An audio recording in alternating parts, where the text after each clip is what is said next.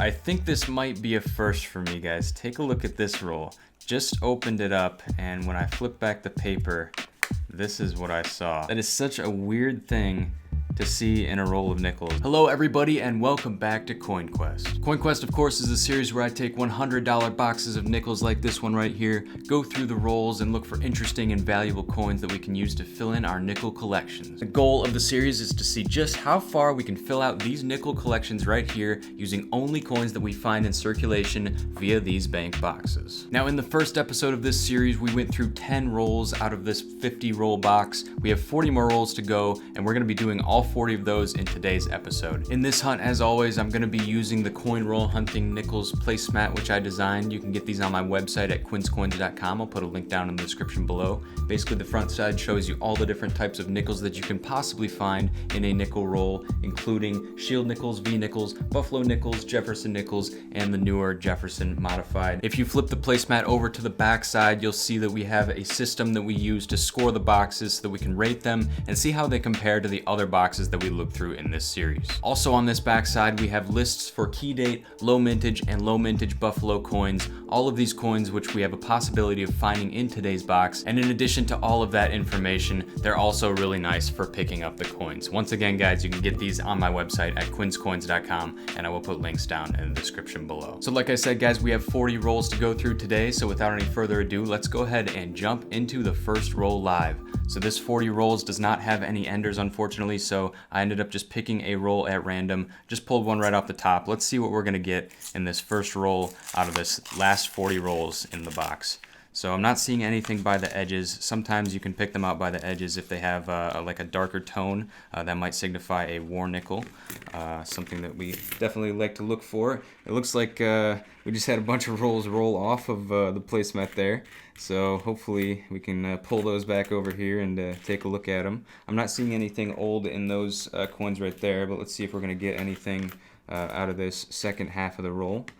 I'm just taking a quick look here, looking for anything old because that's pretty much all we need anymore in the collection. That 66 may be going in. I can't remember if we have that or not. I see we have another one right there. That's another 1966. So I think I'm pretty sure that we're not going to get a whole lot out of this particular roll, guys. I'm gonna look at it once again, see if we're gonna be able to fill any holes in the collection, and I will get back to you guys in just a second. So in that first roll, we were able to get just one coin into the collection. I was correct in noting that we did need the 1966, so I will put that one aside. The rest of these are rejects, so I'm gonna dump these in a box that I have down here on the floor. Put them down there, and we're gonna get into another roll live. So I'm just gonna grab another one. This is another one that I grabbed off the top of the box. Just figured since that first one didn't have any old coins in it, hopefully we can get something old out of this second roll. So once again here, looking at the edges, I see something that looks like it might be a little bit of a thinner edge here. It might be interesting. It's not going to be though. I think it's just a 2006. So let's dump these out here and see if we have anything in this roll. And hopefully we can grab something older out of this one. So let's just see if we can do it here, guys. There's a 64. This one is a 1963. I'm going to hold on to that one because we may end up needing that in the collection. And guys, I have sort of a trained eye when it comes to this stuff. There's a certain look that I know a lot of people are always looking for in the nickels. And you can kind of tell if they're going to be older based on whether or not they have that look. Now this one I can tell you is going to be either 1964 or older. You can see it has a Denver mint mark there, kind of in that grimy, dirty area on the right side of the Monticello. So let's flip this one over and see what we're going to get here. 3, 2, 1. Okay, so it's just a 1964, which we do not need. We have plenty of those even after just looking through 10 rolls. There's even another one right there. So hopefully, guys, we can get something older out of here. It's been a while, and these particular rolls haven't really been producing a lot of old coins. And it looks like that one's not going to either. So I will look through the rest of these. Let me just check real quick on that 1963 that we pulled out. I think that was the oldest one that we got. We need the 63 Denver, so let's see if this one is going to have a Denver mint mark on the back. Yes, it is. You can see that there, guys, like I said, to the right of the Monticello. So that one's definitely going into the book. I'm going to see if we have some more in this, and I will get back to you in just a second. All right, guys, I just finished looking through roll number 3, and this was the first roll that produced 0 new coins for the collection. So with that being said, I'm just going to keep hunting these, and I will turn the camera back on when I find something good. So for whatever reason, this box has been extremely slow so far. I've been through about 7 or 8 rolls since I last turned on the camera, and I have only got 1 coin to show for it, which I'll show you in a bit. But I think we may have just hit our first San Francisco find. And guys, I gotta tell you, this was a really interesting coin. I was gonna show you this regardless of the mint mark. You can see it has a San Francisco mint mark there. But look at the top of this coin. I'm not sure if that's damage or if that could be a mint error. Up there on the E Pluribus Unum, we have some extra material on the top of that coin right there. And that's what I was looking at, and I was trying to figure out what that was, and then I noticed the San Francisco mint mark. So this could be really good, guys. Some of these San Francisco mint marks are in the key date and low mintage ranges, so we'll have to check on the back if we're not familiar with this particular date. But let's find out what this is going to be here, guys. 3, 2, 1. 1941. That is a nice old 1941 San Francisco. I don't know the mintage number on that, so I will have to flip this over to the backside to see if we got something good or not. But I'm going to set that down for now and see if we have any other coins in this roll. I kind of doubt it because the trend in this box has not been great so far. It's been good for filling in the holes that we need to, just, you know, the standard stuff. Actually, I think we just got one we need right there, 1967, in pretty rough shape, but nonetheless, that is one we need, so I'll pull that one to the side. And I think that is it for cool stuff in this roll. So let's go ahead and move some of these coins off of the placemat. I'm going to dump these coins out in the box here. And then we're going to flip over to the back side here and see if we're going to get a key date or low mintage Jefferson. So here are our lists. I like to start looking in key date first. I do not see 41S. Coming down here, also do not see 1941S. So this is not going to be a key date or low mintage coin, but it is going to be San Francisco, which I find particularly difficult to find here in Michigan. And then, of course, there's that extra material on the top, which I'm still trying to figure out if that's going to be an error or if that's just some post-mint damage. But either way, guys, that's going in the book. I'm super excited to get that, and on to the next roll. All right, guys, a couple rolls later, we just finished going through this one. We were able to pull out a 1972, which was something that we needed in the collection. That page is almost completely full, by the way, now. But this was the best thing that came out of that roll. It's a really nice-looking 1959. And if you watched the first episode, you know that we found the 1959 plane, but this one happens to be a Denver. As you can see right there, you got the Denver mint mark on the right side of the Monticello, and this one is definitely going into the collection, and it's going to stay, guys. This is a nice example of a 1959 Denver. Very beautiful coin. Definitely excited to put that one into the collection. Okay, so I think this might be a first for me, guys. Take a look at this roll. Just opened it up, and when I flip back the paper, this is what I saw. That is not a penny. We've been getting a lot of pennies in the nickel rolls for some reason, but that, I think that's going to be a dime.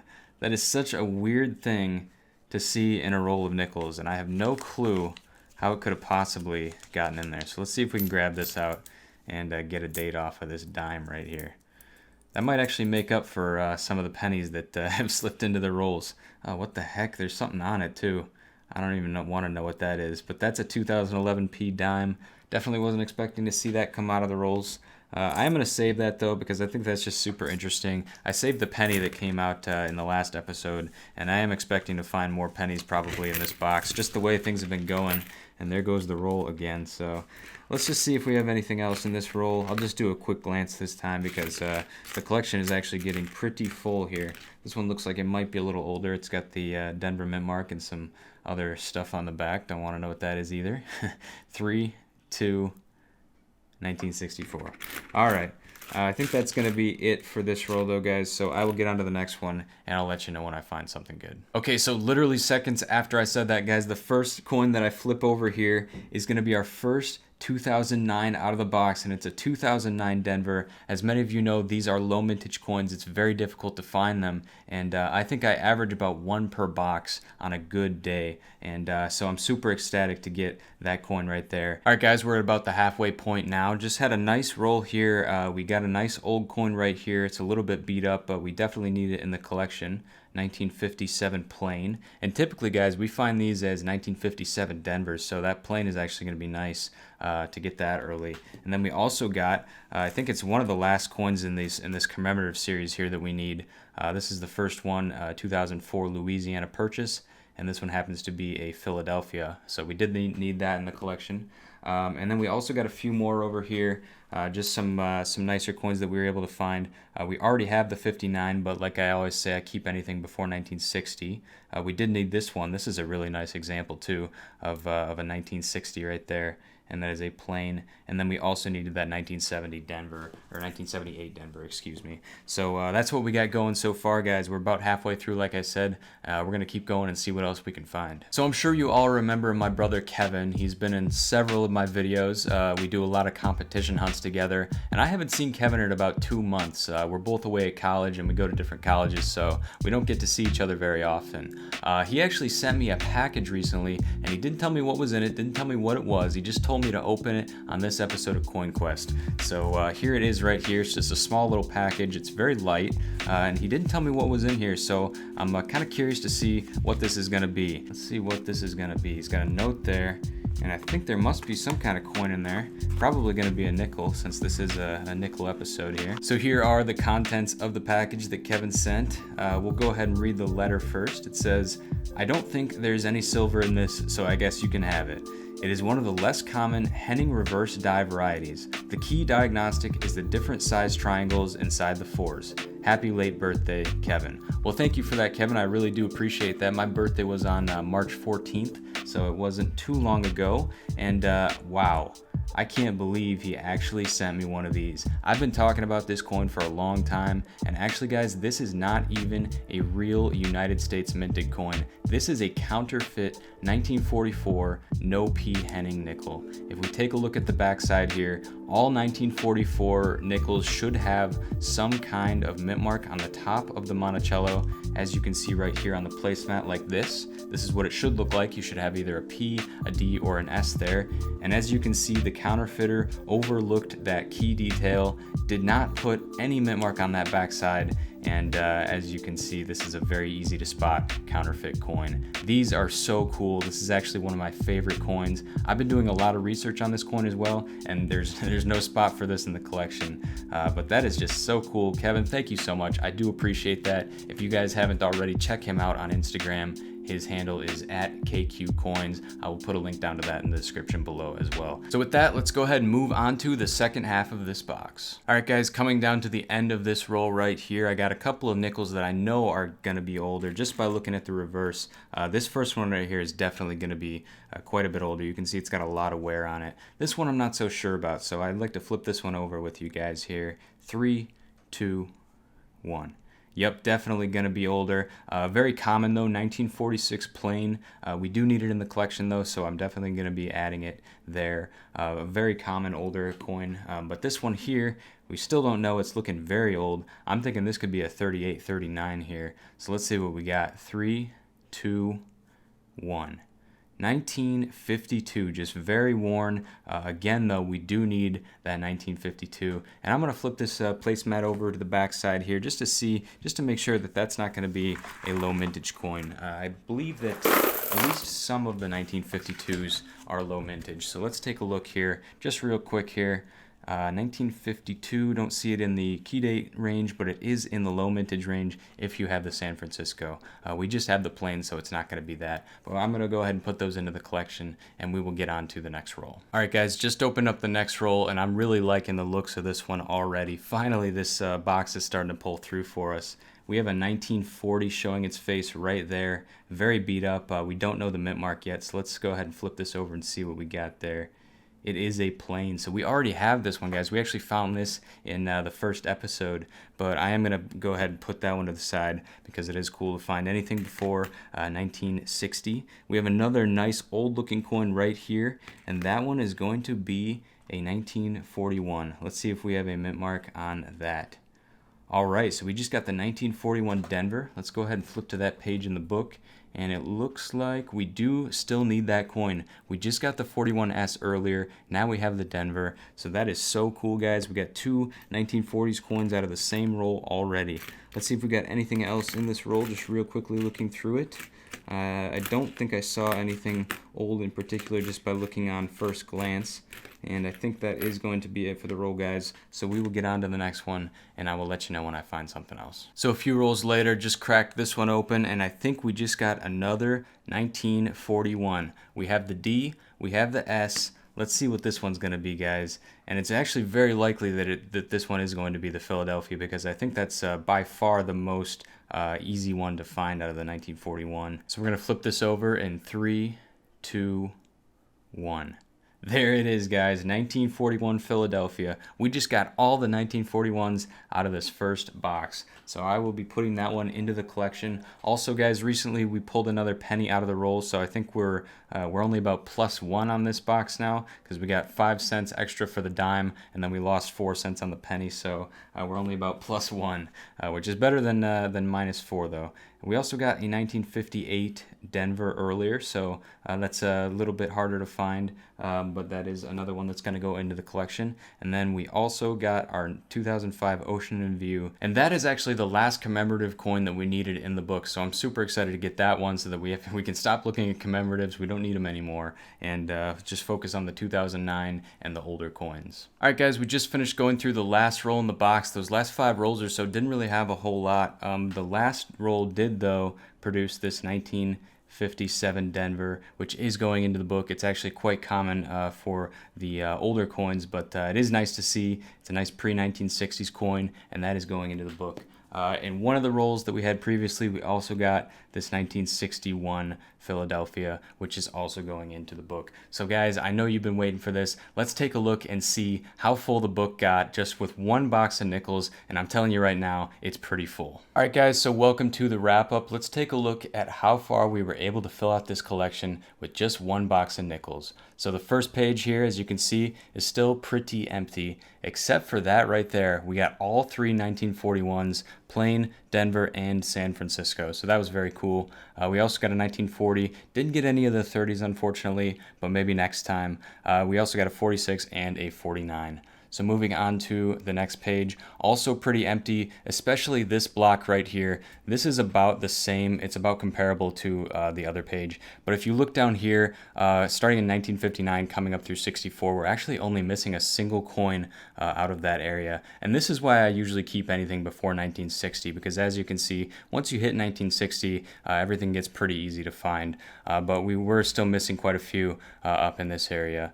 And now we flip over to the next page. Guys, on this page, we're only missing a single coin, and it's that 1968 San Francisco. Now, I know that this coin was giving us some trouble in the Lincoln pennies, but I didn't know it was going to give us some trouble in the Jefferson nickels as well. But everything else on that page right there has been filled in with just one box. Now moving on to the next page, this page was actually filled in with just 10 rolls, so very easy to fill in that page and not a whole lot going on there. And then when we get to the back page here, and we're only missing a single coin, that's because we were able to find a 2009 Denver. We still need the 2009 Philadelphia, and that's going to be right there. Now, moving up here to our Canadian collection, we actually didn't find any Canadian coins in today's 40 rolls. Both of these coins were found in the first 10 rolls. We got the 1982 and the 1995. So we have quite a bit to go on that collection. Hopefully we'll be filling that up more in the future. And then, of course, our Buffalo nickel collection, we didn't find any Buffalo nickels in this box, so that is still completely empty. Now, moving down here, we did get a couple of duplicates on our score sheet. So for the 1950s, we got a 1959, and for the 1940s, we got a 1940. So when we tally up the points on this box, we got 8 of the 50s, 7 of the 40s, and 1 2009 worth 5 points. Comes out to a total of 49 points on the box. So this is a little bit different than our penny scoring. We'll kind of get a feel for that as we go through more boxes. Just real quickly at the end here, I want to give a huge shout out to Kevin for giving me this 1944 Henning nickel. You know that it's a coin that I've wanted for a long time, and I appreciate you sending it to me. Thank you so much for that, Kevin. Again, if you guys want to check him out on Instagram, his handle is KQ Coins. I'll put it up on the screen and also a link down in the description below. He sells coins, and you're definitely going to want to buy coins from him if you're buying from anybody. He's a good one to go to. Also, just a quick reminder, if you want to pick up one of these coin roll hunting nickels placemats to aid you in your nickel hunting, make sure to head on over to quinscoins.com, and I will put the link down in the description below.